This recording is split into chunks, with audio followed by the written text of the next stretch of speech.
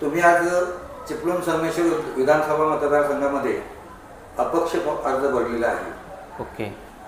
या संदर्भात तुम्ही काय सांगाल? तुमचं नाव आणि तुम्ही अर्ज भरण्यामागचा हेतू काय आहे? नमस्कार, माझे नाव अमित पवार असून मी कोंड उमऱ्या गावचा रहिवासी आहे, जो संगमेश्वर तालुक्यामध्ये आहे. तर मी सर्वप्रथम इथे जमलेल्या सर्व पत्रकारांचे आभार व्यक्त करतो की तुम्ही आज माझी इथे प्रतिक्रिया घेण्यासाठी आला आहात.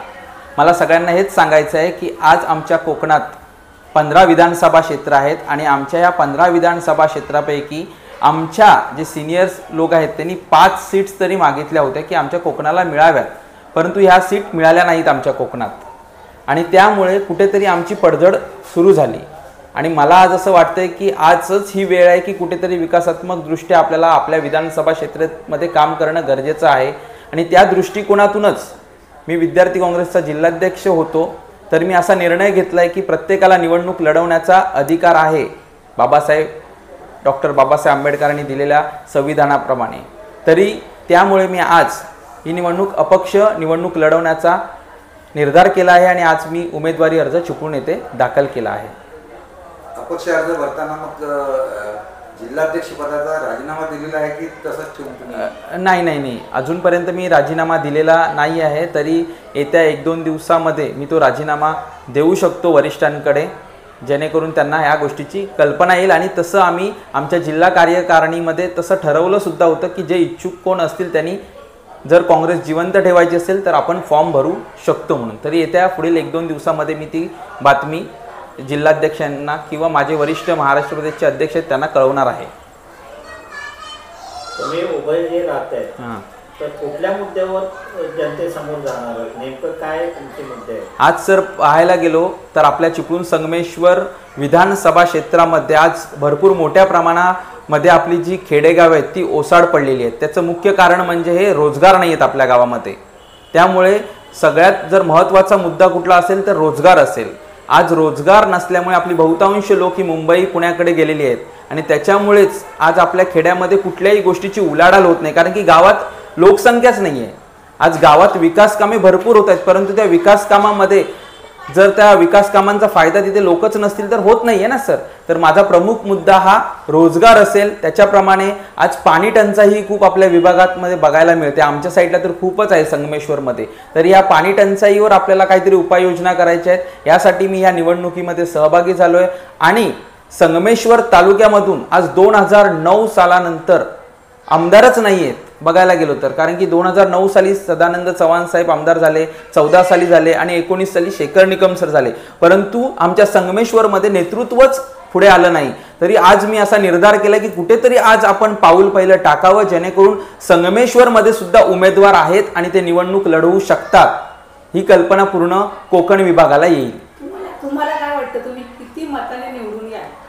नाही मॅडम, मी तर निर्धार केलेला आहे ह्या निवडणुकीमध्ये उतरताना. आज अपक्ष आहे, मला तशी कुणाची अजूनपर्यंत साथ नाही आहे, परंतु मला एवढंच कळतं की मी आज हा निवडणुकीचा जो अर्ज भरलाय तो लोकवर्गणीतून भरलाय. आज मला जसं समजलं की अमित पवार हा फॉर्म भरतोय तर लोकवर्गणी आली मला आणि त्या लोकवर्गणीतून मी डिपॉझिट भरून हा फॉर्म भरलेला आहे. आणि मी एक सर्वसामान्य शेतकरी कुटुंबातील मुलगा आहे. लहानपणी सुद्धा मी शेती केलेल्या घरातील आहोत. तरी आज आम्ही हे सगळ्या गोष्टींचा विचार करून आम्ही निवडणुकीला सामोरं जात आहे आणि मी ह्या गाव खेडे जेवढे आज आहेत तिकडे सगळ्यांना भेटी देणार आहे आणि जास्तीत जास्त लोकांना मी भेटणार आहे. आणि माझ्या समोर जे उमेदवार आहेत ते एक जबरदस्त उमेदवार आहेत. त्यांची तुलना मी माझ्यासोबत तर करू शकत नाही, कारण की विषय कसा आहे, ज्यावेळी एखादा वर्ल्ड कप होतो त्यावेळी वर्ल्ड कपमध्ये विजेते संघ हे आपल्याला माहीत असतात की ऑस्ट्रेलिया असेल, इंग्लंड असेल, परंतु नौका एक संघ सुद्धा त्या स्पर्धेमध्ये उतरतो का? कारण की त्यालाही कुठेतरी आशा असते की आपण निवडणूक किंवा ती वर्ल्ड कपची स्पर्धा जिंकू शकतो. आणि ह्याच आशेने मी ह्या निवडणुकी सोहळ्यामध्ये सहभागी झालेलो आहे. प्रचाराची दिशा कशी असणार आहे आणि ती लोकवर्गणीतूनच पुढे चालणार आहे का? हो सर, ऑफकोर्स. जी प्रचाराची जी धुरा मी सांभाळली ती अजूनपर्यंत मला माझ्या मित्र परिवारांमधून फोन येत आहेत की अमित पवार, तुम्हाला जी काही प्रचारासाठी गरज असेल आम्ही ती करण्यासाठी तयार आहोत, कारण की तुम्ही एक सर्वसामान्य कुटुंबातील आहात याची आम्हाला जाणीव आहे. आणि ही पण जाणीव आहे की तुम्ही मागील 10 वर्ष सर्वसामान्य लोकांसाठी आपल्या विभागामध्ये काम करत आहात. तर मला माझा मित्रपरिवार असेल, नातेवाईक असेल आणि माझ्या राजकीय क्षेत्रातील जी मंडळी आहे ती मला लोकवर्गणी देणार आहेत आणि त्यातूनच मी ही निवडणूक लढवणार आहे. आणि माझा हेतू असा आहे की गाव वाड्या खेड्या जे आहेत आमच्या आजूबाजूचे, देवरुख पट्ट्यापासून मारळेश्वर पट्ट्यापासून ते अलोऱ्यापर्यंत ह्या गावांना मी भेटी देणार आहे आणि माझा प्रचार करणार आहे. तुम्ही मागाशी सांगितलं की संगमेश्वरला देवरुखला उमेदवारच नाही काही वर्ष. ओके. तर त्याच्यामुळे विकास खुंटलाय असं वाटतंय का तुम्हाला? हो नक्की सर. काय होतं, एखादा निधी येतो आणि ज्यावेळी 2 तालुक्यांचा विधानसभा क्षेत्र आहे आणि काय होतं मागील 15 वर्ष ज्यावेळी चिपळूणचा उमेदवार निवडून येतोय तर साहजिकच आहे की चिपळूणचा उमेदवार आपल्या चिपळूणच्या नागरिकांसाठी थोडाफार आमच्यापेक्षा जास्त विचार करणार. आणि हेच उद्दिष्ट झालेलं आहे की जर 100 रुपये येत आहेत तर त्यातील 60 रुपये चिपळूणला वापरले जातात आणि 40 रुपये आमच्या संगमेश्वरला वापरले जातात. परंतु ह्याचा अंदाज आमच्याकडे अजूनपर्यंत आलेला नाही आहे. तरी हा जो फरक आहे तो कुठेतरी आम्हाला कमी करायचा आहे आणि माझा असा विचार आहे की 50 रुपये इकडे चिपळूणसाठी असतील आणि 50 रुपये संगमेश्वरसाठी असतील. ह्या उद्दिष्टाने मी या निवडणुकीला सामोरे जात आहे. तुम्ही मागाशी 2 मुद्दे मांडले, एक बेरोजगारीचा आणि दुसरं पाणी टंचाईचा. ओके. तर त्याच्यावर एवढ्या वर्षात तुम्ही काय कार्य केलं आहे? नक्कीच. आम्ही ॲक्च्युली आज आम्हाला माहीत होतं की आमच्याकडे कुठल्या कंपन्या नाही आहेत संगमेश्वरमध्ये, MIDC नाही आहे आणि मी प्रामुख्याने विद्यार्थी काँग्रेसचा जिल्हाध्यक्ष असलो तरी माझी एक टीम ही पूर्ण जिल्हाभर काम करत होती आणि मी संगमेश्वर क्षेत्रात काम करत होतो. तर संगमेश्वर क्षेत्रामध्ये MIDC एवढी मोठी कोणती नव्हती. आंब्यांच्या काजूचे छोटेफार उद्योग होते. परंतु मी एक निर्धार केला होता की आमच्या तालुक्यातील जी ग्रॅज्युएट मुलं असतील, 12वी झालेली मुलं असतील, ह्यांना कुठेतरी माझ्या संपर्कातून कुठेतरी नोकरी मिळावी. आणि अशी काही गावातील मुले आहेत की त्यांना मी माझ्या माध्यमातून प्लेसमेंटतर्फे असेल किंवा ओळखीवर असेल आज मुंबई पुणे शहरामध्ये मी त्यांना कामाला लावलेलं आहे. परंतु माझा हेतू हाच आहे आता की त्यांना कुठेतरी आपल्या गावाकडेच चांगल्या पगाराची नोकरी मिळावी. आणि यासाठी मी कुठेतरी आपले जे कोकणात जे समृद्ध म्हणजे आपला आंबा हा फळ राजा आहे ह्याच्यावरती कुठली प्रक्रिया करणार आहे, काजू प्रक्रिया कुठली असेल, ह्यासाठी मी काम करण्याची माझी इच्छा आहे आणि मी हे करणार आहे. पाण्याचा प्रश्न मी तर वारंवार स्वतःहून आमच्या इथे उमरे धरण आहे त्या उमरे धरणासाठी वारंवार आम्ही पाठपुरावा करत आहोत. त्याचप्रमाणे हा पाठपुरावा सांगायला आवडेल मला की जे आपले आमदार आहेत शेखर सर यांनी सुद्धा ह्या उमरे धरणासाठी पाठपुरावा केलेला आहे आणि काही निधी मंजूर केलेला आहे त्या. परंतु आचारसंहिता असल्यामुळे उमरे धरणाचं काम स्थगित आहे आणि आज उमरे धरणामध्ये अक्षरशः पाणी सुद्धा नाही आहे. तरी ह्या पाणी टंचाईवर पर्याय म्हणून मला तरी असं वाटतं की कुठेतरी पाणी अडवा, पाणी जिरवा असेल किंवा जी तळी आपण साठवतो ह्या माध्यमातून जनजागृती करावी लागणार आहे आम्हाला आणि ती मी माझ्या टीम तर्फे करणार आहे आणि पाणी कसं लोकांना मुबलक भेटेल यासाठी नक्की प्रयत्न करणार आहे. सर्वसामान्यांचे आणखी काय मुद्दे? सर्वसामान्यांचे सर खूप मोठ्या प्रमाणावर मुद्दे म्हणजे सर्वसामान्य घरातील मला एक मुद्दा खूप प्रभावित वाटला की आज आपल्याला व्हॉट्सअपवरती खूप मेसेज येत असतात की ह्या बँकेमध्ये भरती, त्या बँकेमध्ये भरती, UPSC मध्ये भरती, MPSC मध्ये भरती. परंतु जी आज आपली मुलं 10वी 12वी किंवा 15वी होत आहेत त्यांना त्या परीक्षेसाठी योग्य मार्गदर्शन केलेलं जात नाहीये आणि आपले आई वडील विधानसभा क्षेत्रातली शेतकरी कुटुंबातील आहेत त्यांना ह्या कोर्सेसबद्दल कुठली माहिती नसते. आज मी स्वतःहून JEE आणि NEET हे जे विषय जे अभियांत्रिकी आणि मेडिकल क्षेत्रात प्रवेश घेण्यासाठी JEE आणि NEETच्या परीक्षा द्याव्या लागतात त्यासाठी मी आज ह्या चिपळूण आणि संगमेश्वर क्षेत्रात काम सुरू केलंय जेणेकरून गोरगरिबांची मुलं सुद्धा कुठेतरी डॉक्टर होतील, इंजिनियर होतील आणि आज आपल्या प्रभागातील मुलं जर चांगल्या क्षेत्रामध्ये उल्लेखनीय कामगिरी केली तरच आपला हा प्रभाग कुठेतरी पुढे जाणार आहे आणि केलेली ही विकास कामांना कुठेतरी चालना मिळणार आहे. आर्थिक गरज तुमच्याकडे नाही आहे हे तुम्ही मान्य केले. हो. मात्र तुम्ही विद्यार्थी काँग्रेसच्या पदभोगताना जे काही समाजसेवा केलेली आहे, जी कामं केलेली आहे, ओके, ज्या कामांच्या आधारे तुम्ही या मतदारसंघात काही चमत्कार घडवाल अशी तुम्हाला खात्री वाटते?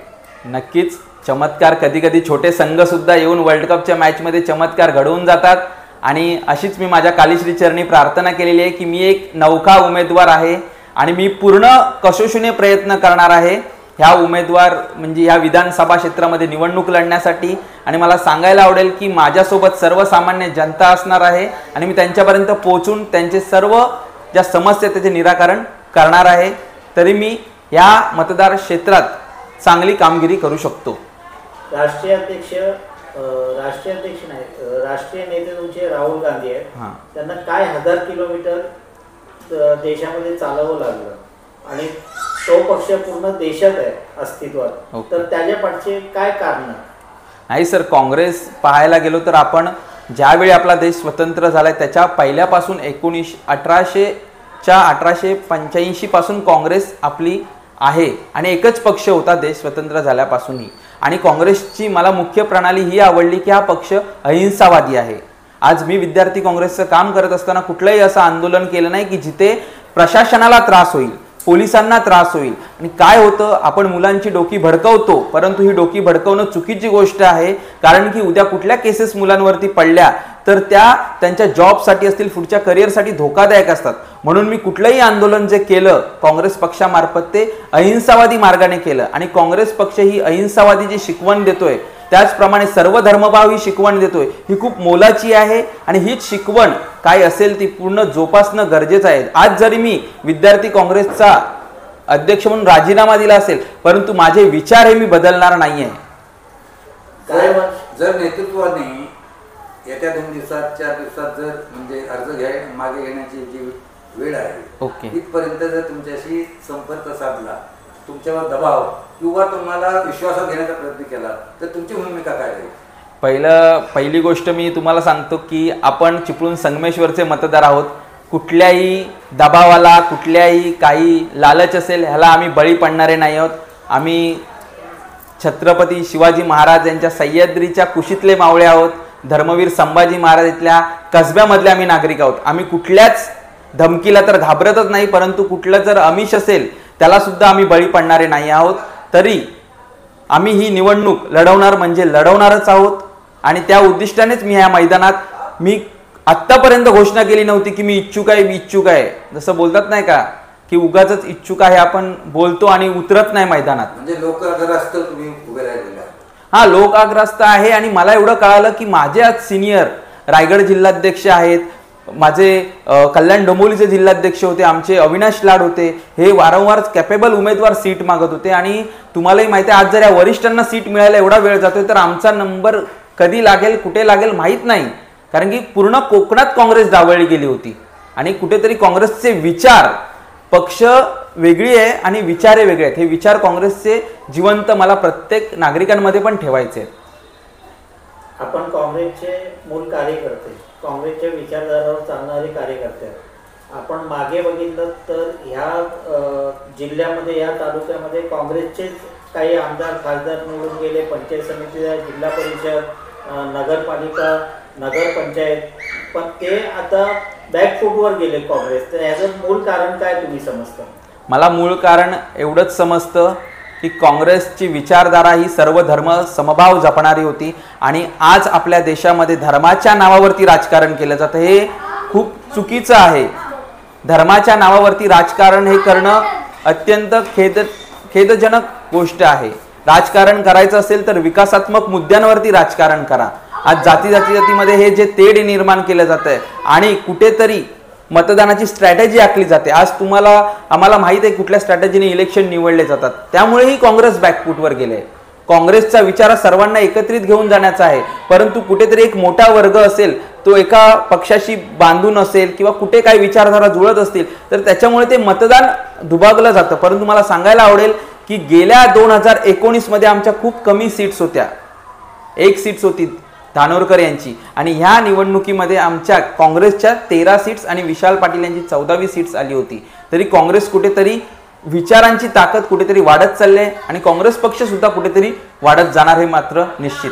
म्हणजे जसं खासदार किंवा विशाल पाटील एक वेगळं नेतृत्व ठरलं की चमत्कार घडवलं, तसा चमत्कार या ठिकाणी तुम्ही आमदारकीचे विशाल पाटील ठरणार. नक्कीच असं मी आज विशाल पाटील यांच्याकडे बघून बोलू शकत नाही, कारण की विशाल पाटील हे एका आदरणीय वसंतदादा पाटील यांचे नातू आहेत. तशी माझ्याकडे कुठली खानदानी किंवा घराणेशाही नाही आहे. मी आज एक तुमच्यासारखा सर्वसामान्य कुटुंबातला मुलगा आहे आणि त्यामुळे मी ह्या निवडणुकीला सामोरं जाते. तर मी विशाल पाटलांशी तुलना करू शकत नाही, परंतु एक सांगू शकतो की विशाल पाटीलांचं आणि आमचे अनुवंशिक गुण काय असतील ते एक आहेत. ते आणि मी एका समाजातले पडतो त्यामुळे आमची विचारधारा आम्हाला माहीत आहे की आज आम्ही जर पाऊल टाकलंय तर ते कुठेतरी त्याचा रिझल्ट आम्ही चांगलाच देणार.